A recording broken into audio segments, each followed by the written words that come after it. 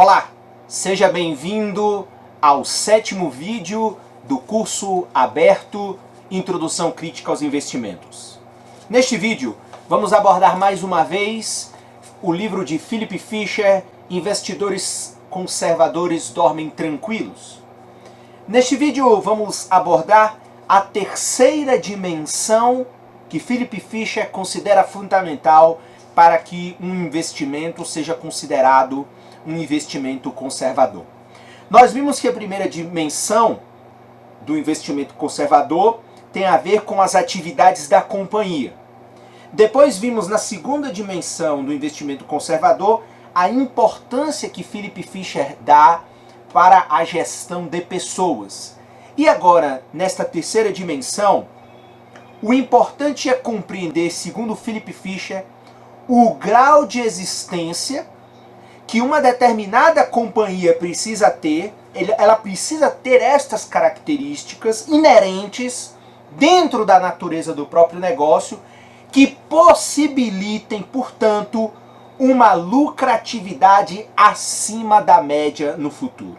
Então, nessa terceira dimensão, Fisher aborda a questão da lucratividade.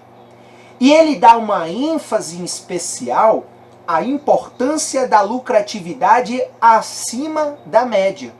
Ou seja, seria uma empresa conservadora para ele, seria aquela em que ela possui ganhos adicionais, ou seja, ganhos a mais, um crescimento, uma capacidade de gerar lucratividade acima da média do mercado.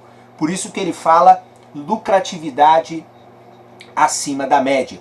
E por que ele considera isso importante? Porque se uma determinada empresa ela tem uma lucratividade acima da média, ela pode, em comparação aos seus concorrentes, realizar um crescimento maior do que esse concorrente. Por quê? Porque ele considera que crescimento custa dinheiro. E aí o Philip Fisher traz um conceito que hoje se perdeu no mundo dos investimentos, que se utilizava isso muito nas décadas de 40, 50, 60, a importância de você fazer o dinheiro em casa. Ou seja, é muito mais barato que uma companhia cresça com capital próprio do que crescer com capital de terceiros. Portanto, a importância de ter lucratividade, ou seja, retorno acima da média, para que depois a própria empresa use esse retorno como um caixa capaz de continuar alavancando o crescimento da empresa, porque o crescimento envolve experimentação, inovação, marketing, novos produtos, custos operacionais em expansão, ou seja, estoques, ou seja, há uma série de estratégias que qualquer empresa que foque o crescimento no longo prazo, ela precisa executar. E nada melhor, segundo o conceito de Fisher, você executar esses investimentos ou esse crescimento com capital próprio. Portanto, a lucratividade ela precisa estar acima da média do mercado. E aí ele tem a opção do retorno sobre os ativos investidos, e a segunda opção que ele apresenta lá é o retorno sobre os ativos totais. Então, a ênfase, segundo Fisher, está na margem de lucro sobre as vendas. Ou seja, o mercado muitas vezes utiliza o retorno sobre os ativos investidos, que seria uma perspectiva dentro de uma gestão corporativa, mas você tem o retorno sobre os ativos totais, ou seja, todos os ativos da empresa você vai calcular. Só que, segundo Fisher, o mais importante está em observar, em dar uma ênfase à lucratividade sobre as vendas. Então, qual é a margem de lucro que eu tenho sobre a venda do produto A? Qual a margem de lucro que eu tenho sobre a venda do produto B? E por que ele coloca isso? Lá na página 44, ele coloca uma argumentação que é importante, ou seja, no mundo dos negócios altamente instáveis e competitivos dos dias de hoje, ou seja, ele já tinha esse cenário nos anos 70, avalia agora nos anos 2020, a complexidade que é o mundo dos negócios, a instabilidade, a globalização acirrou muito mais essa perspectiva dele, do qual ele fala que obter uma margem de lucro bem acima da média ou um alto retorno sobre os ativos passa a ser algo tão desejável que sempre que uma empresa atinge por longos períodos, enfrenta concorrentes em potencial. Ou seja, quando você tem uma firma que ela consegue oferir lucratividade sobre os seus produtos e uma lucratividade acima da média, isso faz com que, no longo prazo, se ela manter essa lucratividade por um longo período, você começa a enfrentar uma concorrência cada vez mais acirrada. Ele chama isso do mel, né? Ou seja, à medida que você tem uma empresa que realiza, por exemplo, uma fábrica de sapatos que consegue ter uma lucratividade média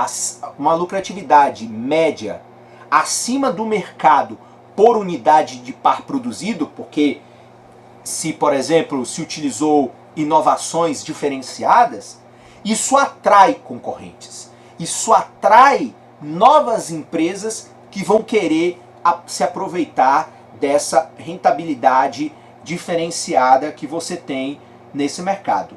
E aí é claro que Fisher deixa bem específico a ideia de que quanto mais a firma ela vai crescendo, mais difícil é de se administrar com eficiência necessária esse grau de lucratividade. Ou seja, é claro que a firma vai crescendo, querendo ou não, o gigantismo produz ineficiências naturais na própria gestão do negócio.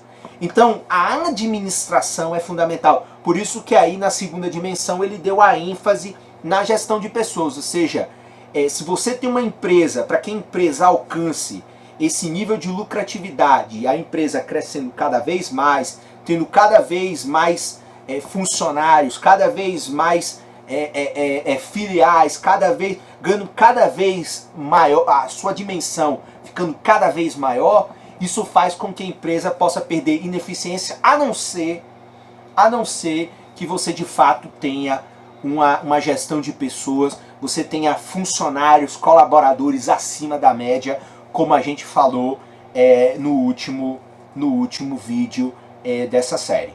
Então, é importante que se compreender que essa lucratividade acima da média, ela atrai novos competidores, ela acirra o mundo dos negócios e ela faz com que a atividade econômica em questão se torne cada vez mais complexa, o que faz com que, enfim, essa determinada atividade se torne cada vez mais, enfim, você tem uma competição grandiosa. Então, na realidade, a importância, portanto, desse conceito é de que ele vai lá no final desse capítulo, ele vai trazer atenção a uma coisa muito importante, que é o seguinte: se eu tenho, o ideal é que eu tenha uma lucratividade sobre as minhas vendas acima da média dos meus concorrentes.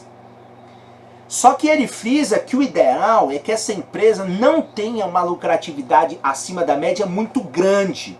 Ele até coloca, olha, algo em torno de 2 a 3% a mais do que o seu concorrente por unidade de produto. Então imagina que você vende lá um sapato de R$100 e você consegue ter 9 de lucro e o seu concorrente consegue ter 5 de lucro por par vendido.